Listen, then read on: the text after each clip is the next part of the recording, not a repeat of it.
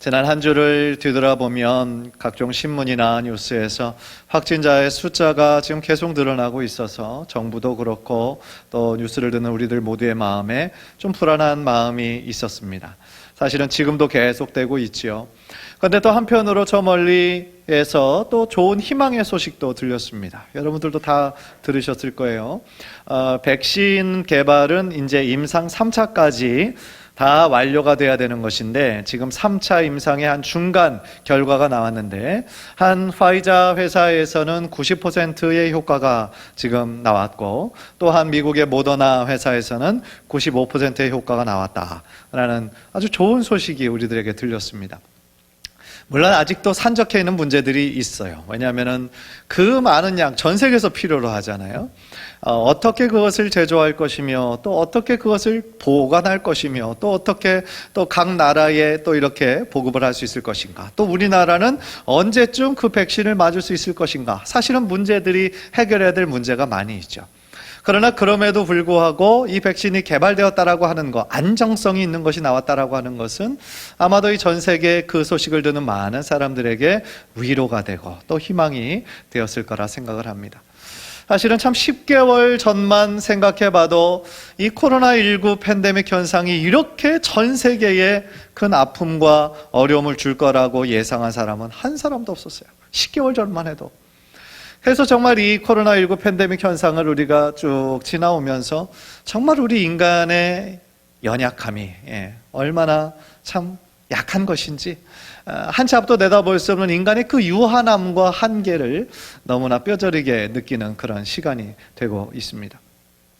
그런데 사실은 생각해보면 이 코로나19 현상뿐 아니라 인간이 존재한 이후로 이 역사를, 인간의 역사를 쭉 살펴보면 언제나 세계의 어떤 곳에서는 전쟁이 있었고 기근이 있었고 또 자연재해가 있었고 사건, 사고가 끊임없이 일어나고 있었다라는 것을 우리는 알고 있어요. 그것이 뭐냐면 우리가 살아가는 이 세상이 완전한 곳이 아니라는 거예요. 완전한 지상천국이 아니라는 거예요. 불완전한 곳이라는 겁니다. 따라서 하나님의 인도하심 없으면 우리는 정말 살아갈 수 없는 그런 불완전한 세상 가운데 우리가 살아가고 있다라는 것을 우리들에게 가르쳐주고 있다라는 것이죠. 그런데 중요한 거는 뭐냐면요, 인간적으로 볼 때에 아무리 소망이 없어 보이고 답답해 보이고 모든 것이 막혀있는 상황이라 할지라도, 모든 것이 다 정지된 것처럼 보인다 할지라도 하나님의 일하심은 절대로 멈추심이 없다라는 거예요. 인간의 보이는 이 역사를 넘어서 하나님께서는 하나님의 이야기, 하나님의 역사를 계속해서 이루시고 계시다라는 거예요. 그런데 그 하나님의 역사하심, 하나님의 일하심은 누가 바라보는 거예요? 다른 세상 사람들은 몰라요. 왜냐하면 눈에 보이는 것만 의지하며 살아가니까. 그러나 우리들 믿음이 있는 사람들은 하나님의 일하심을 함께 믿음의 눈으로 바라보게 될 줄 믿습니다. 그래서 그 하나님의 일하심에 동참하는 것, 그 하나님의 역사하심에 나의 삶도 함께 동역할 수 있는 것, 그것이 우리들의 특권이요 또한 기쁨이 되는 줄 믿습니다. 사실 오늘 본문을 보면요, 이 다윗의 입장에서 생각해 보았을 때 참 답답하고 힘든 이야기 가운데 하나예요. 왜냐하면 2주 전에도 제가 우리 성도님들에게 나눴던 것처럼 그 다윗이 이 오랜 광야의 생활 끝에 드디어 이스라엘의 왕이 돼요. 그런데 그 왕이 온전한 왕이 아니었습니다. 유다 지파만을 중심으로 한 왕이었고 나머지 11개 대다수의 지파에서는 또 다른 왕이 세워지는 거예요. 그러니까 다윗이 그 오랜 기다림 끝에 왕이 되었다고는 하지만 이스라엘 지파의 온전한 왕이 되기 위해서는 그때부터 또 7년 6개월이라는 시간을 기다려야만 했던 거예요. 그래서 양쪽 한 나라인데 2명의 왕이 생겼습니다. 그러면 그 이야기는 2 왕가가 생겼다는 거예요. 그리고 끊임없는 갈등과 싸움이 필연적으로 일어날 수밖에 없었던 참으로 안타까운 상황이 있었어요. 그리고 또 오늘 본문은 다윗이 정말 조금 더 원하지 않았을 거예요. 그게 뭐냐면 이 같은 동족들 간의 내전이 일어나게 돼요. 전쟁이 일어나게 됩니다. 그래서 그것을 일어나는 오늘 이야기가 나오는데, 간절히 바라기는 이 오늘 말씀을 통하여서 정말 인간의 한치 앞도 내다볼 수 없는 이 상황 가운데서 우리는 믿음의 사람으로 어떤 길을 선택해야 하는가, 어떤 길을 가야 하는가, 오늘 말씀을 통해서 깨달음을 얻고 다시 믿음으로 결단하는 축복의 시간 되시기를 주님의 이름으로 간절히 축원합니다. 그럼 오늘 본문 배경을 좀 한번 살펴볼 필요가 있어요. 다윗은 15년의 기다림 끝에 헤브론에서 이제 왕이 됩니다. 그리고 그때부터 사울 왕이 죽은 소식이 이제 그 이스라엘 전체로 퍼지기 시작하면서 사울의 후손이 아니라 다윗을 따르는 사람들이 하루에도 몇만 명씩 다윗을 이제 더욱 찾아오기 시작을 하는 거예요. 그래서 어떻게 보면 그런 문맥 가운데 다윗이 이스라엘의 2대 왕이 자연스럽게 될 것처럼 보였지만 사실은 또 더 많은 대다수의 사람들은 그렇게 생각하지 않았어요. 특별히 사울의 군대 장관으로 있었던 사람이 있었습니다. 아브넬이라는 사람이에요.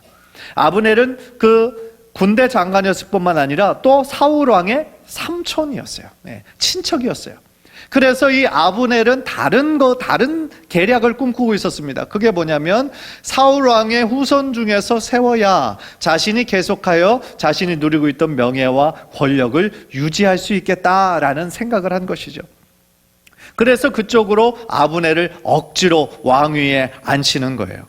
그런데 그때부터 어떻게 보면 이 두 왕가의 싸움이 시작되는데 한쪽은 하나님을 중심으로 하는 곳이 아니었고 이 다윗이 지배하는 그쪽은 하나님의 뜻을 따르는 이 싸움이 돼버린 것이죠. 그래서 우리가 첫 번째로 오늘 본문에서 깨닫는 것은 뭐냐면 우리가 믿음의 사람으로서 순리를 따라야 할 것이냐 아니면 하나님의 뜻을 따라야 할 것이냐, 이 중대한 질문이 우리들에게 놓여진다라는 거예요. 8절 9절 보십시오.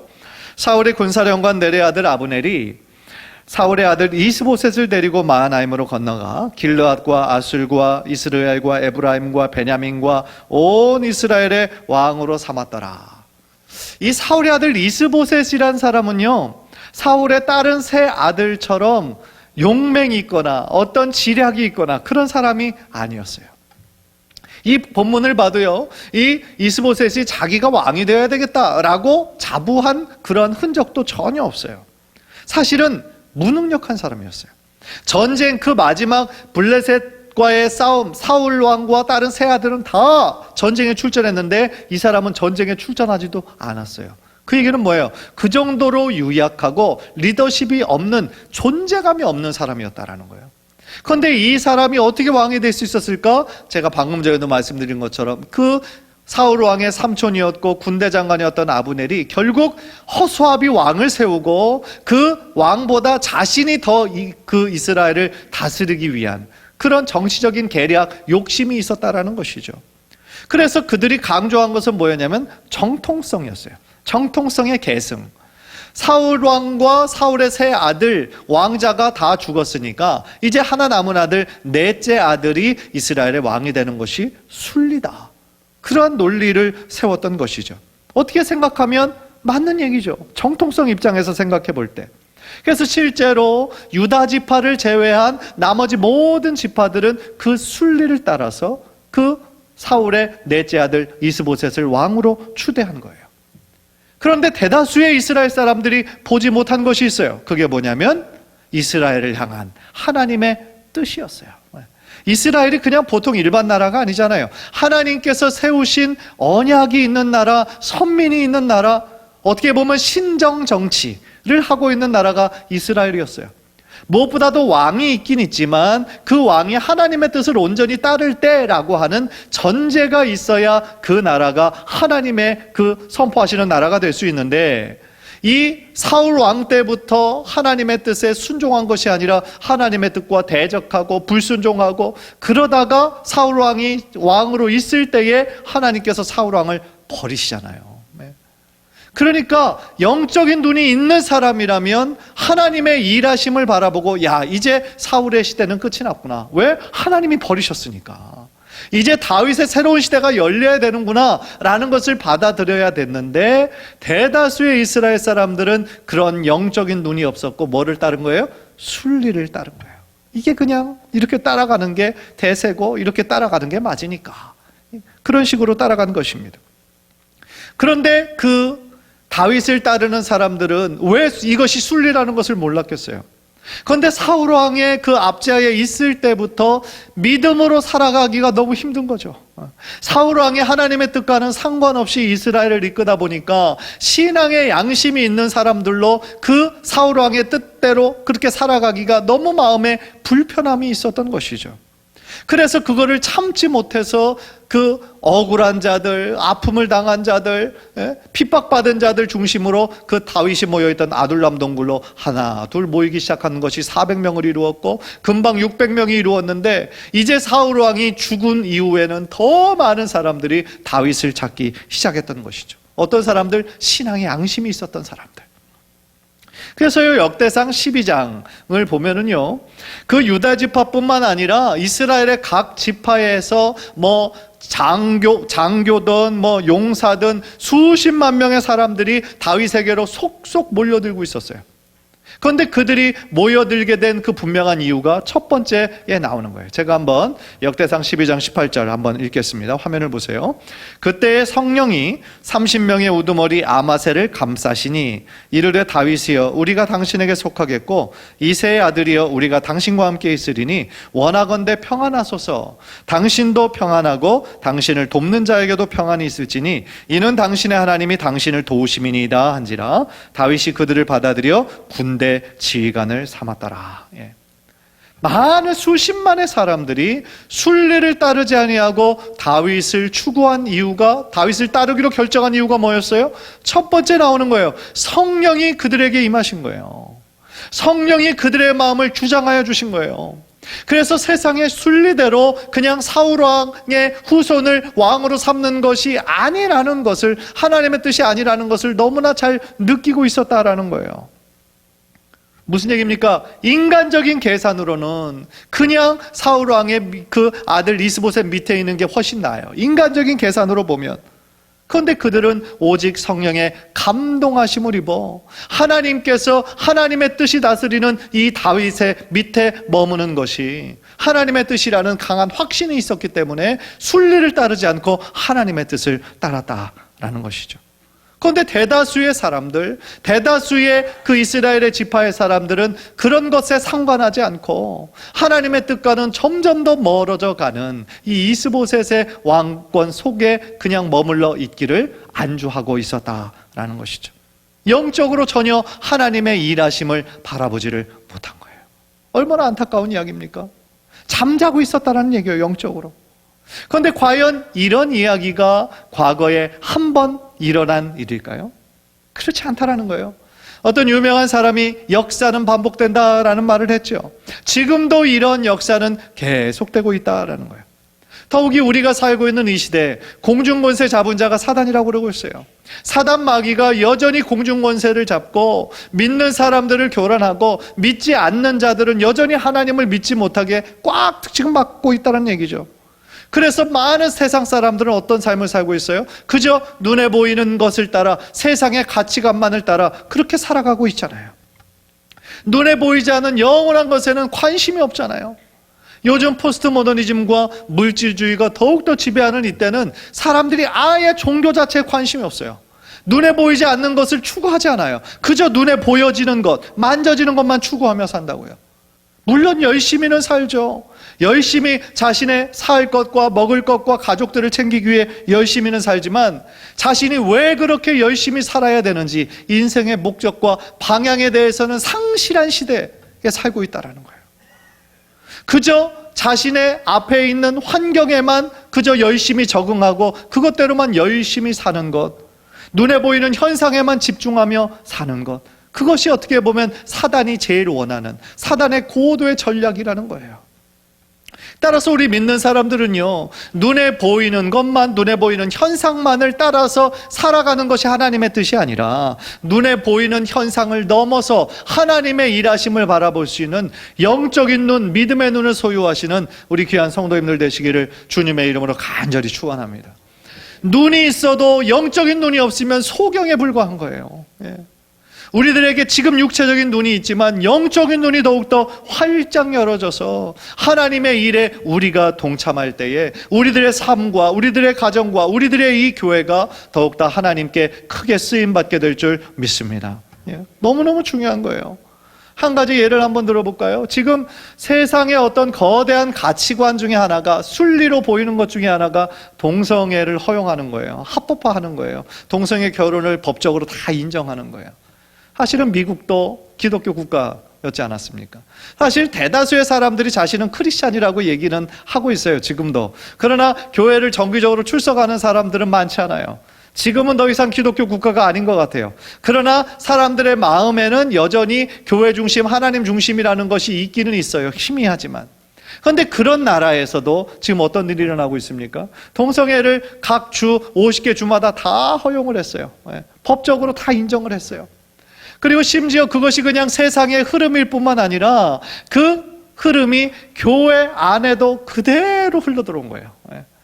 그래서요, 미국의 최대 장로교, 최고로 큰 장로교가 있습니다. 거기에서도 이미 그 동성애를 허용하고 결혼도 주례하고 그런 걸 허용했을 뿐만 아니라 감리교도 지금 허용해서, 감리교는 지금 이제 완전히 갈라지게 생겼어요. 그것을 절대로 허용하지 못한다라고 하는 보수적인, 그러니까 한국이나 지금 아프리카나 그런 데서는 절대로 그럴 수 없다, 성경의 뜻이 아니다, 그런 사람들과 미국 사람들 중심으로 하는 또 이 대다수의 사람들이 부딪혀서 지금 감리교도 반으로 미국 감리교 갈라지게 생겼어요, 지금. 그런데 그 가운데 어떤 거를 허용했냐면 교역자를, 목회자를 이 성소수자에게도 될 수 있는 길을 이제 열어놓은 거죠. 법적으로 열어놨어요. 10년 전에. 그러면서 실제적으로 성소수자가 이제 목회자로 안수를 받고 이제 교회를 목회하는 그런 상황이 있었어요. 그래서 저도 뉴저지에 있을 때 물론 제가 직접 보진 않았지만 같은 지방의 목사님으로부터 자기가 지금 그 교회 건물을 빌려 쓰고 있는데 그 교회 목회자가 성소수자다, 게이다 얘기를 하더라고요. 그러면서 집에 있는 것이 사모가 아니고 이제 같은 거하는 남성 파트너가 이렇게 있는 것이죠. 어떻게 보면 참 우리는 상상할 수 없는 그러한 일들이 기독교 국가로 시작된 미국에서 지금 일어나고 있다는 거예요. 어떻게 보면 이 참담한 일인 것이죠.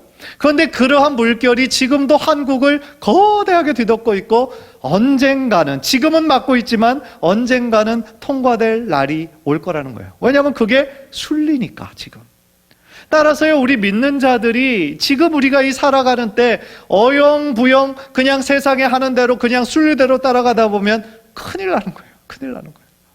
우리는 이 세상의 순리보다 더 중요한 성경의 기준을, 하나님의 뜻을 우리들의 마음의 기준으로 삼고 사는 것이 하나님의 뜻인 것이지, 그것이 세상의 빛과 소금의 사명인 것이지, 그저 세상의 순리대로 세상에선 이렇게 하도록 하니까 우리들도 그저 그냥 어영부영 따르게 되면, 그렇게 다 보면 우리 크리스찬의 정체성, 하나님께서 이 세상 가운데 우리를 남겨주신 거룩한 씨로, 거룩한 그루터기로 남겨주신 그 목적을 우리가 이루지 못하는 것에 그럴 수도 있다라는 것이죠. 얼마나 큰 문제입니까?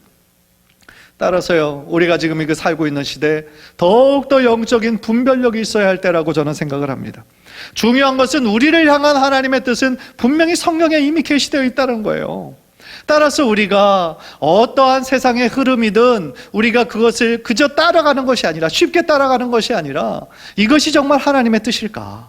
이것이 정말 성경의 가르침일까? 그런 질문을 던지고 하나님의 말씀 가운데, 또한 기도하는 가운데 성령의 충만함을 입어서, 비록 우리가 이 세상 가운데 살아갈 수는 없지만 이 세상에 속한 자가 아니라 하나님께 속한 자라고 하는 거룩한 정체성과 거룩한 자부심을 가지고 이 세상을 이기고 또한 변화시키시는 귀한 성도님들 모두 되시기를 주님의 이름으로 간절히 축원합니다. 그것이 우리 모두를 향한 하나님의 뜻이라는 거예요.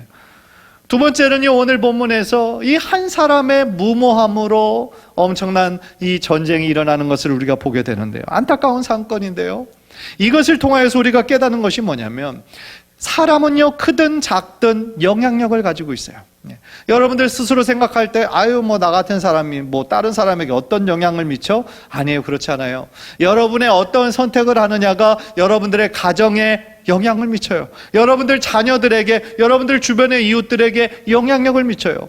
그래서 이 영향력이 많은 사람이면 많은 사람일수록 어떤 것을 선택할 때 더욱더 신중하게 하나님 앞에서 결정해야 되는데, 이 아브넬이라고 하는 사람의 잘못된 욕심으로 나온 그 선택으로 인해서 수많은 사람이 무고한 목숨을 잃게 되는 안타까운 일이 일어났다라는 거예요. 14절 보세요. 아브넬이 요압에게 이르되 원하건대 청년들에게 일어나서 우리 앞에서 겨루게 하자. 요압이 이르되 일어나게 하자 하매. 그전 개역 한글을 보니까 이것이 청컨대 소년들로 일어나서 우리 앞에서 장난치게 하자 이렇게 번역이 됐어요. 바로 직전 버전에서는. 무슨 얘기예요? 아브넬의 제안은 지금 기본 연못이 지금 가운데 두고 양쪽 두 왕가가 지금 서로 이렇게 으르렁대며 지금 있는 거예요. 그런데 저쪽의 군대 장관 아브넬이 어떤 악한 제안을 합니까? 마치 검투사가 앞에 나와서 이 군대를 대표해서 한 사람 나와가지고 너희 대표하는 사람들과 싸워서 누가 이기는지 한번 겨뤄보자. 그런 식인 것처럼 마치 게임을 하듯이, 어떤 장난을 치듯이 자신의 싸움 군대 중에서 가장 잘 싸우는 사람 12명, 저쪽에서도 가장 잘 싸우는 사람 12명을 뽑아서 누가 이기나 한번 싸움을 시켜보자. 이런 악한 제안을 한 거예요. 이것이 두 왕국으로 갈라진 이후에 최초로 벌이는 싸움이었어요. 그런데 사실은 참 안타까운 건 뭐냐면 이 적장 아브넬이 이렇게 악한 제안을 했었어도 이쪽 군대 장관인 요압이 받아들이지 않으면 되는 거예요. 안 싸우면 되잖아요. 그런데 이 요압도 아마 자신의 이게 명예가 걸린 거라고 생각하는지 그렇게 하자. 그러면서 자신의 12명과 저쪽에 속한 12명, 24명이 지금 싸우는 거예요. 그런데 그 싸움이 장난이 아니잖아요. 남을 죽이지 않으면 자신이 죽는 거잖아요. 그러니까 성경을 우리가 아까 읽었듯이 그 싸움이 격렬해서 그 싸움에 나갔던 24명이 다 그 자리에서 죽고 말아요. 그런데 사람의 이 본성상 그런 게 있잖아요. 피를 보면 피는 피를 부르는 거예요. 그죠? 그러니까 자신의 군대가 그렇게 피 흘리면서 쓰러지는 것을 보니까 흥분하겠죠, 다. 예. 흥분하면서 이쪽의 군사와 저쪽의 군사가 본격적인 전쟁에 돌입하게 돼요. 이 사건을 계기로. 그러면서 그 싸움이 2년 동안이나 같은 동족인데 동족 상잔의 그 피비린내 나는 싸움이 2년 동안이나 지속이 되는 거예요. 얼마나 안타까운 얘기입니까? 아무런 명분도 없는 이런 싸움에 소중한 생명이 같은 동족들이 서로 죽이고 싸우는 이런 안타까운 일이 일어난 것이죠. 그래서 이 기사를 읽으면서요, 뭘 느끼냐? 한 사람의 실수가, 그죠? 한 사람이 정말 자신의 욕심으로 제안한 어떤 실수가 공동체 전체에 미치는 영향이 이렇게 클 수 있구나 라는 것을 우리가 깨닫게 되는 거죠. 따라서요, 우리는 이런 이야기를 통하여서 이 이야기는 반면교사로 삼아야 되는 거죠. 우리는 혹시 아브넬처럼 이렇게 부도덕하고 어떤 영적으로 미련한 실수를 하지 않는지 우리들의 자신의 삶을 뒤돌아 봐야 할 필요가 있다라는 거예요. 특히요, 우리가 믿는 자로서 싸워야 될 진짜 싸움이 있어요. 믿는 자로서 싸워야 되는 싸움은 어떤 싸움이냐면 영적인 싸움이에요. 그런데 우리가 싸워야 될 싸움은 싸우지 않고 싸우지 말아야 되는 사람들과의 싸움은 하고 있지 않은가 한번 생각해 봐야 된다는 거죠. 어떤 사람들은 가정에서 그냥 자신의 배우자와 싸우고 자녀들하고도 불일치가 일어나고 그런 가정도 있어요. 또 어떤 사람들은 또 어떤 교회에서는 교회 안에서 그냥 서로 사랑하고 섬겨야 될 성도들끼리 하나가 되기는커녕 별것도 아닌 일로 서로 싸우고 분쟁하고 나눠지고 그런 일들이 얼마나 많은지 몰라요. 물론 불완전한 사람들이 모인 공동체이기 때문에 참 그런 싸움이 일어나긴 하겠지만, 그러나 예수 그리스도의 몸을 온전히 이루어야 될 공동체가 그러지 못하는 것을 보면 참으로 안타까운 마음이 든다라는 것이죠. 그렇잖아요. 가정에서 서로 제일 많이 사랑해야 되는 부부가 싸우는 것을 보면 거창한 걸로 싸우지 않아요. 그죠? 누가 세계 복음화를 위해 싸우고 세계 평화를 위해 싸우고 누가 그러겠어요. 정말 별것도 아닌 일에 자존심이 때문에 그렇게 싸우고 이렇게 그런 일들이 얼마나 많습니까? 따라서요, 이런 가정이 그런 일로 인해 무너지고 파괴되고 교회가 또 하나 되지 못하고 갈라지고 그런 것을 누가 제일 바라겠어요? 사단 마귀가 제일 많이 바라고 있죠. 그런 모습들을 보면서 내 계획대로 잘 돼가는구나, 그렇게 지금 비웃고 있을 거라는 얘기죠. 따라서요, 우리가 싸워야 될 진짜 싸움이 무엇인가, 올바른 인식을 가지는 것이 너무나 중요한 것이죠. 에베소서 6장 12절 한번 보세요. 우리 한번 다 함께 읽겠습니다. 시작. 우리의 씨름은 혈과 육을 상대하는 것이 아니요 통치자들과 권세들과 이 어둠의 세상 주관자들과 하늘에 있는 악의 영들을 상대함이라. 아멘. 우리 믿는 자들의 싸움은 눈에 보이는 대상들과의 싸움이 아니라 눈에 보이진 않지만 이 세상 가운데 교묘하게 악한 영향력을 미치고 있는 사단 마귀와의 싸움이라는 것을 우리는 반드시 기억해야 된다라는 거예요. 따라서요, 우리는 이 세상 가운데 점점 더 교활해져 가고 은밀해져 가는 이 사단의 속임수와 거짓에 속으면 절대로 안 되는 거예요.